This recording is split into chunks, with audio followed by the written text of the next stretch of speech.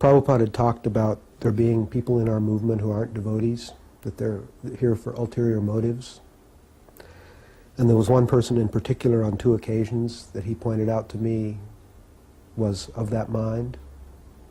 Someone who was very charismatic, very powerful, held a high position. Once he told me that he said he had been ill, and he said, all my disciples were praying for me to get well, except for this person, and he was praying for my death so he could take over. And another time there was, you probably remember the GBC disbanding back.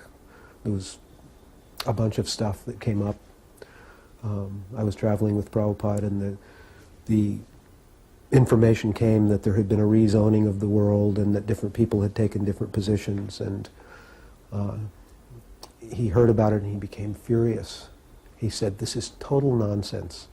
And he pointed out this person. He said, this person has spearheaded this just because he wants to take over the world. And I remember at that time he said, send a telegram to every center telling them that the GBC is temporarily disbanded. The temple president is the only authority at this time until further notice. He said, you don't need to send anything to New Vrindavan, because at that time he really trusted in Kirtanananda Swami. And he also said, now call Karandar and find out what the truth is. He had implicit faith in Karandar.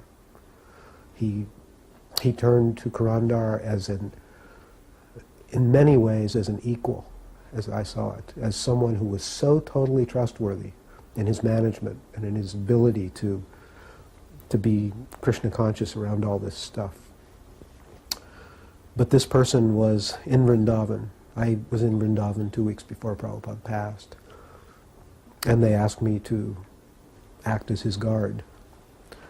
So I was there as his guard and was very moved. As many devotees have probably told you, the situation was very intense, very heavy. Prabhupada's body was very frail.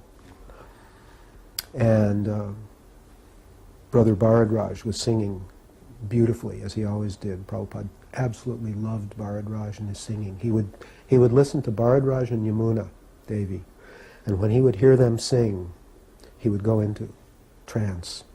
He would just listen. Sometimes he would call me and ask me to put on the Govindam album when it was a record, and he would sit and listen to Yamuna Devi singing Govindam, and he would just go into trance. He would say, "Ah, this is so beautiful. She is such a devotional person." And he would say the same about Bharadraj. He loved his singing. And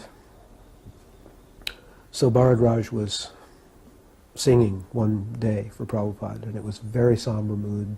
He was in his room, devotees were all gathered around, everyone was sitting on the floor except this person who was sitting on a chair. And Bharadraj was singing, and he hit a note where his voice broke. He was emotional. And this person elbowed him and laughed and made fun of his making a mistake. This person was a singer and a musician himself. And I realized that I have a situation here that I have to decide what to do. I'm Prabhupada's guard. Prabhupada has told me this person is praying for his death. I see him in that mood. What do I do? So the alternatives were there. Either kill the person or go to the senior godbrothers and share what I knew. Of course, the first one was out. So the second one, I thought about it and I thought I wouldn't be heard. He wields power and I don't in the same way. And the third alternative was to leave because I couldn't see it. I couldn't be there and see that. So I left. And at that time, Kirtanananda was there very, very sincerely spearheading the group of devotees who were begging Prabhupada to stay. Please, Prabhupada, we can't do this without you right now. We're not advanced enough. We need you here. And I remember him crying and begging Prabhupada to stay. And Prabhupada just yawned. He said, "All right, I'll stay."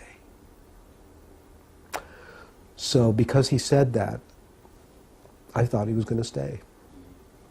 And I just realized I don't want to stir up trouble in this special time, and I can't watch it. So I left Vrindavan and left India. And 2 weeks later, Prabhupada passed.